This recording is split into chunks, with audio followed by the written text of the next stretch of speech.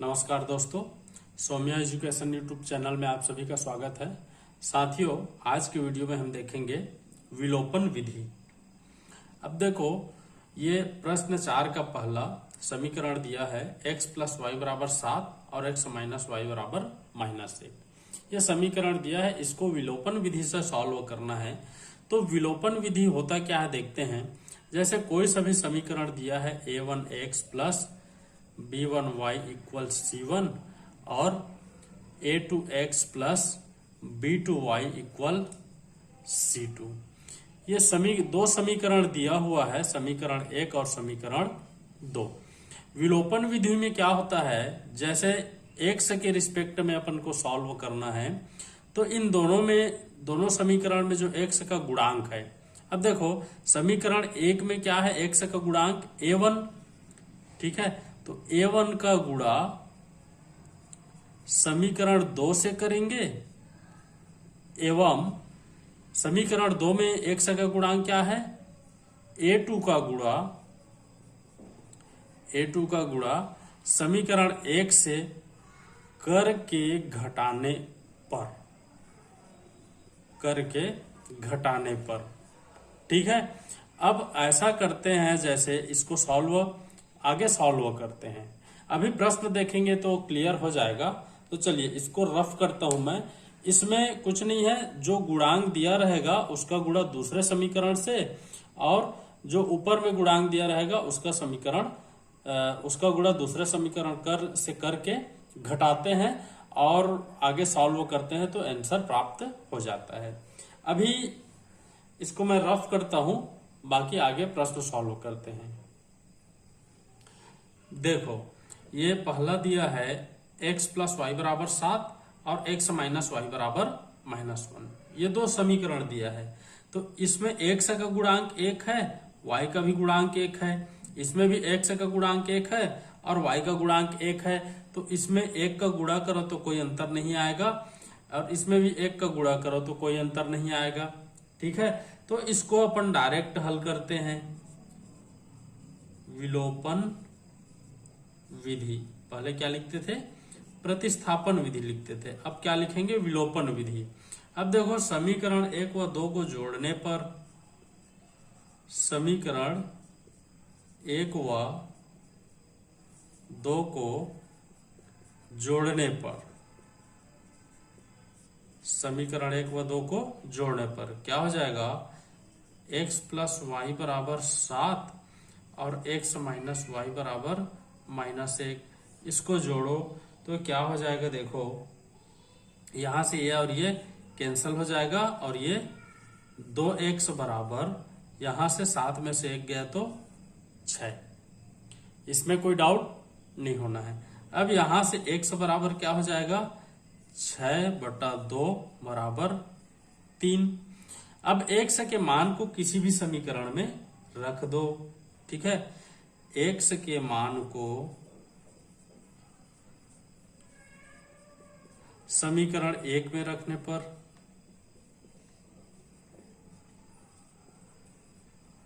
समीकरण 1 में रखने पर, चलो रखते हैं, क्या हो जाएगा, x प्लस वाई बराबर 7, तो यहां से 3 प्लस वाई बराबर 7, इसको मैं इधर लिखता हूं। तो क्या हो जाएगा, y बराबर 7 माइनस 3, तो y बराबर 4, ठीक है। इसलिए अभीष्ट हल क्या हो जाएगा,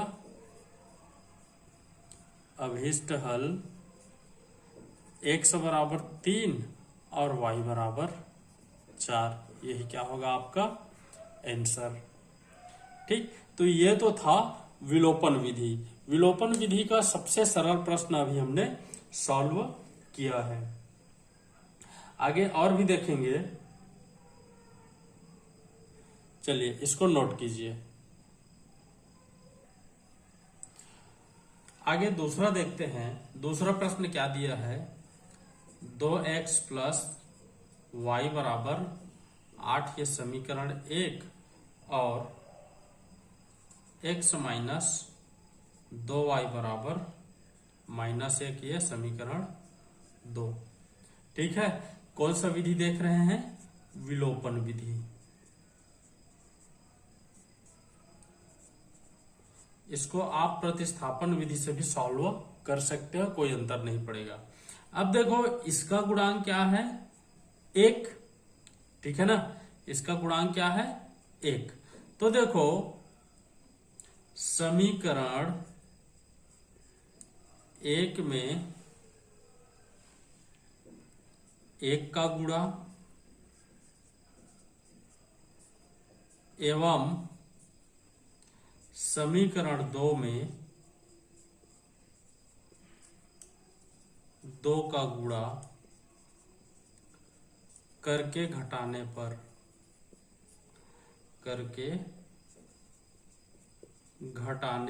इतना लिखना पड़ेगा, ठीक है। इसका गुणांक 1 है तो 1 का गुणा समीकरण 1 में किए, इसका गुणांक 2 है तो 2 का गुणा समीकरण 2 में किए। तो चलो करो, क्या हो जाएगा? ये 1 का गुणा होगा तो 2x प्लस वाई बराबर 8 ही रहेगा, और इसमें 2 का गुणा होगा तो 2x माइनस 4y बराबर -2, ठीक है। ये क्या हो जाएगा? माइनस, और ये क्या हो जाएगा? प्लस, और ये क्या हो जाएगा? प्लस। ये दोनों आपस में कैंसल, 4 और 1 5y बराबर 8 और 2 10। इसमें कोई डाउट नहीं होना है। अब देखो यहां से y बराबर क्या हो जाएगा? 10/5 बराबर 2। y का मान कितना निकला? 2, ठीक है। अब y का मान आप किसी भी समीकरण में रख दो। चलो y बराबर 2 निकला है, तो यहां से y का मान समीकरण 1 में रखने पर, 1 या 2 किसी में भी रखो, 1 में रखने पर, चलो रखते हैं, क्या हो जाएगा? 2x प्लस 2 बराबर 8। यहां से क्या हो जाएगा? 2x बराबर 8 माइनस 2, तो यहां से 2x बराबर 6, ठीक है। तो x बराबर 6/2 बराबर कितना आया? 3। इसलिए अभीष्ट हल क्या हो जाएगा? x बराबर 3 और y बराबर 2। यही आपका क्या है? आंसर है। आप किसी भी विधि से बनाओ इसको, यही आंसर आएगा। और विलोपन विधि में कैसे करते हैं इसको मैंने इस प्रश्न में अच्छे से बता दिया, ठीक है। इसके बाद भी अगर कुछ डाउट है तो आप मुझे कमेंट बॉक्स पर जरूर बताना, मैं उसको सॉल्व करने की कोशिश करूंगा। चलिए इसको नोट कीजिए, तब तक प्रश्न तीसरा देखते हैं।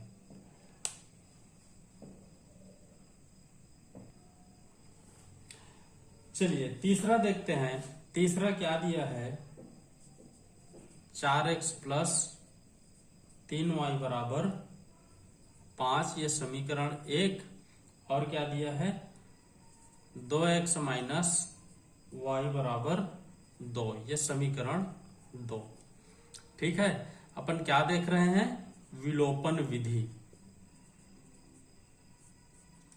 विलोपन विधि, फिर वही प्रक्रिया, 2-4 गणित प्रैक्टिस करोगे आसानी से बनना शुरू हो जाएगा। देखो इसका गुणांक 2 है और इसका गुणांक 4 है, ठीक है। तो समीकरण 1 में क्या करेंगे? चलो मैं ये इस वाले को लेता हूं, ठीक है ना, y वाले को लेता हूं। किसी किसी को डाउट है कि x वाले क्यों ले रहे हैं, तो चलो y को लेते हैं। इसका गुणांक क्या है?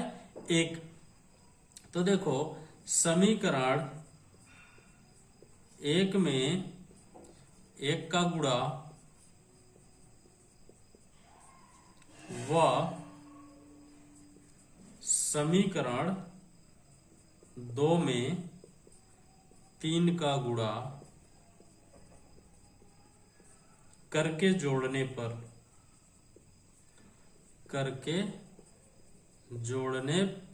अब देखो पहले में हमने घटाया था, इसमें जोड़ क्यों रहे हैं? क्योंकि इसमें ऑलरेडी 1 को माइनस में दे दिया है।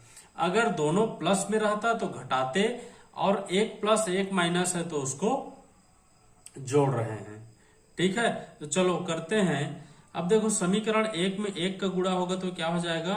4x प्लस 3y बराबर 5, कोई अंतर नहीं पड़ेगा। और समीकरण 2 में 3 का गुणा होगा तो क्या हो जाएगा 6x माइनस 3y बराबर 6। अब इसको जोड़ रहे हैं तो ये क्या हो जाएगा, ये दोनों आपस में कैंसल हो जाएगा। 6 और 4 कितना हो गया 10x बराबर 6 और 5 कितना हो जाएगा 11। तो x का मान क्या निकला 11/10।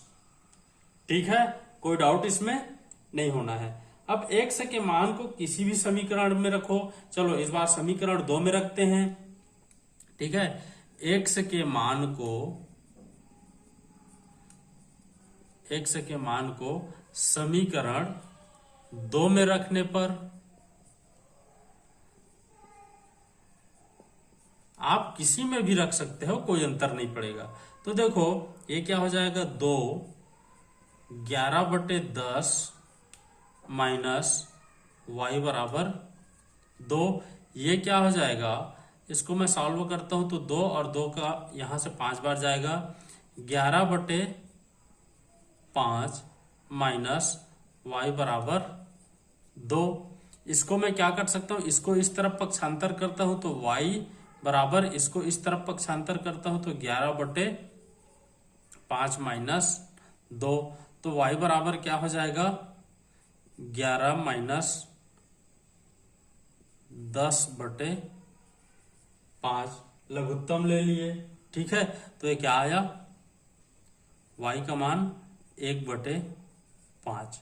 मतलब x का मान क्या निकला, यहां पे मैं छोटा सा जगह ले लेता हूं।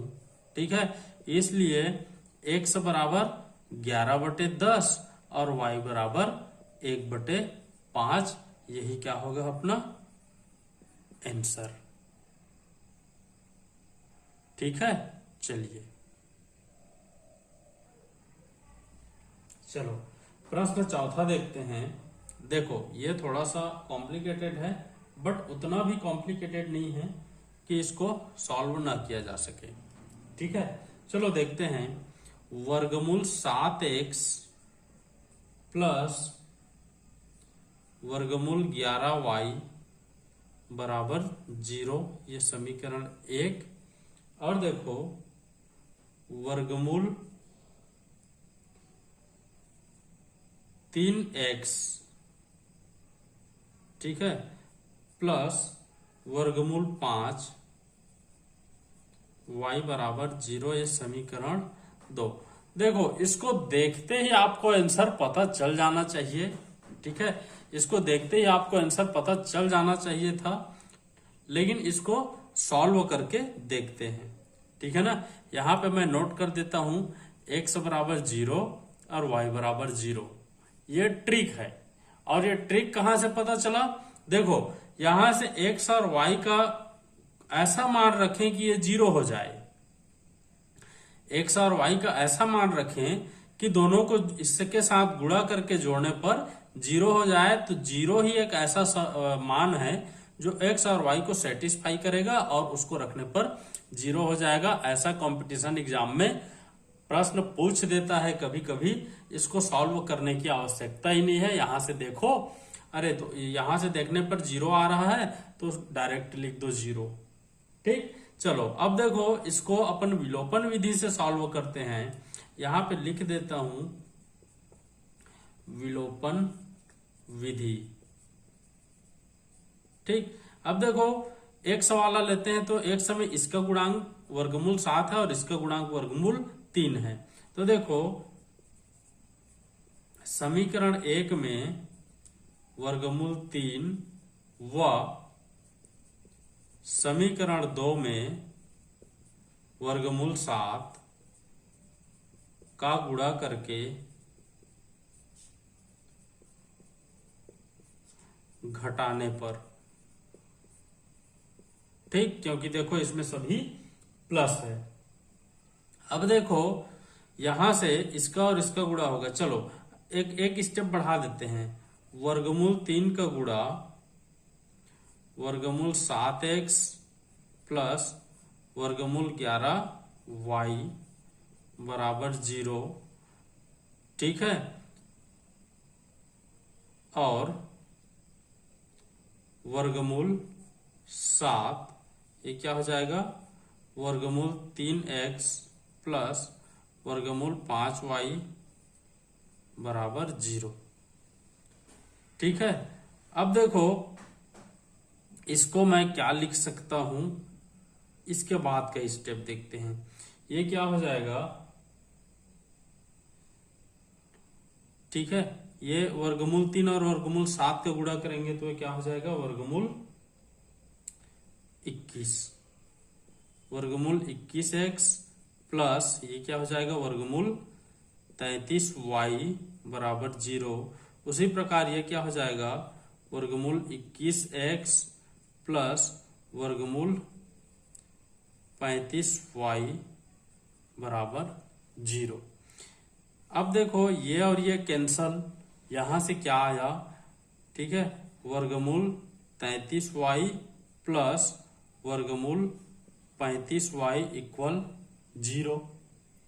ठीक है, इसको मैं यहां पे लिखता हूं, चलो, वर्गमूल 33y प्लस वर्गमूल 35y इक्वल 0। y को कॉमन लेंगे तो आया क्या, वर्गमूल 33 प्लस वर्गमूल 35 इक्वल 0। इसलिए y बराबर ये क्या हो, पक्षांतर होके 0 का बटा कितना जाएगा, वर्गमूल 33 प्लस वर्गमूल 35, ये ब्रैकेट में। अब 0 के बटा में कुछ भी रहे उसका मान क्या आएगा, 0।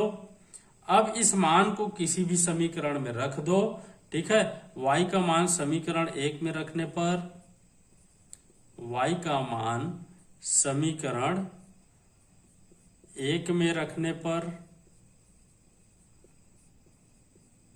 ठीक है, क्या हो जाएगा, देखो वर्गमूल 7x प्लस y का मान रखते हैं इसमें तो ये पूरा 0 हो जाएगा, ठीक है, बराबर 0। तो ये क्या हो जाएगा, वर्गमूल 7x बराबर 0, तो x बराबर 0 बटा वर्गमूल 7 बराबर 0। मतलब x बराबर भी 0 आया और y बराबर भी 0 आया। ठीक है, इसको मैंने आपको पहले ही बता दिया था। तो इस प्रकार से आप सॉल्व करके भी निकाल सकते हो, और ऐसा कंपटीशन एग्जाम में आए तो आप डायरेक्ट ट्रिक के माध्यम से निकाल सकते हो। तो इस प्रकार मैंने प्रॉब्लम सॉल्व कर दिया है।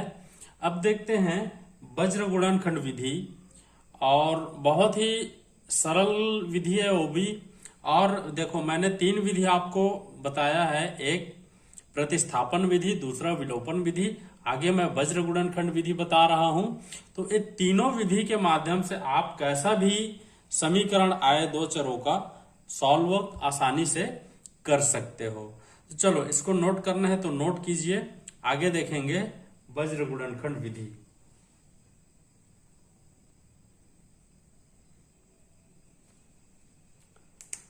चलिए अगला देखते हैं वज्र गुणन विधि। ठीक है, अब देखो इसके लिए मैं एक क्वेश्चन लेता हूं।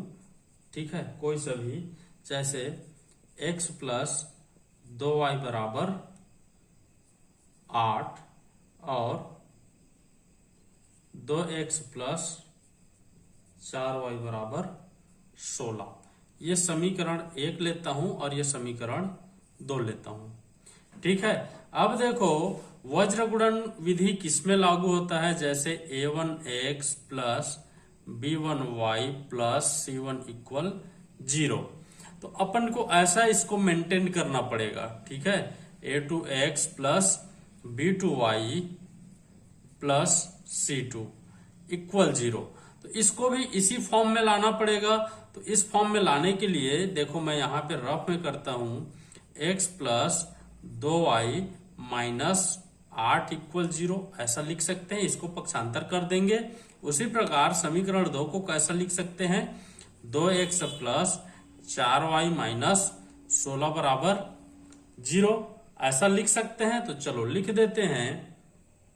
ठीक है, अब इसको मैं समीकरण नहीं लेता हूं,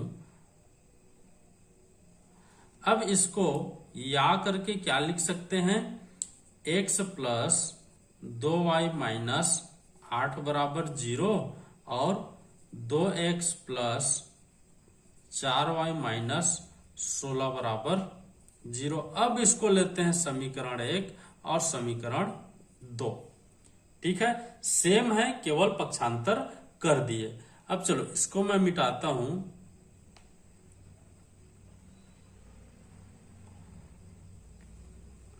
अब देखो इस प्रकार का रहे तो ये फार्मूला मैं बता रहा हूं, x बटे ये क्या हो जाएगा, जब x को लेंगे तो x वाले के गुणांक को छोड़ देंगे। अब देखो यहां से ये और ये मतलब क्या हो गया, b1 और b2 यहां पे रखेंगे और तिर्यक गुणा करेंगे इस प्रकार से, और ये c1 c2। उसी प्रकार y बटे क्या हो जाएगा, c1 c2 मतलब b वाले को छोड़ देंगे, ठीक है ना, और यहां से तिर्यक गुणा होगा और ये a1 a2। उसी प्रकार ये क्या हो जाएगा, 1 अपान a1 a2 और ये तिर्यक गुणा होकर के b1 b2। ये फार्मूला है। इस फार्मूले में आपने रख लिया, उसके बाद सॉल्व करके आसानी से निकाल सकते हो।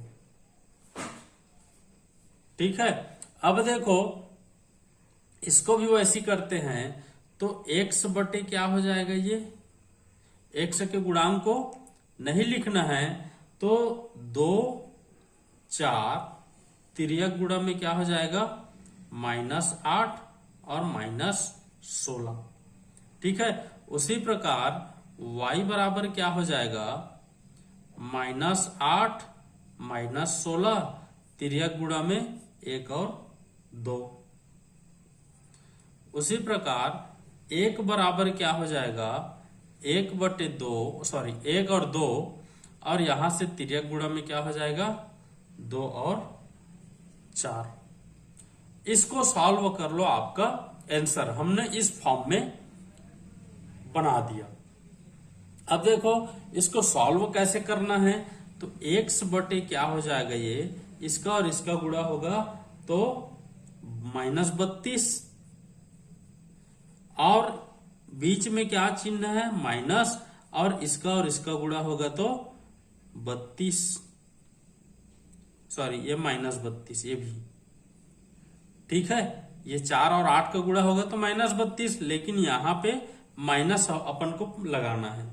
ठीक है, उसी प्रकार y का बटा क्या हो जाएगा, 8 और 2 का गुणा होगा तो 16, लेकिन चिन्ह क्या हो जाएगा, माइनस, और यहाँ पे माइनस, और ये -16 का 1 से गुणा होगा तो ये क्या हो जाएगा, -16 बराबर 1 बटे 4 और 1 का गुणा 4 -2 और 2 का गुणा 4।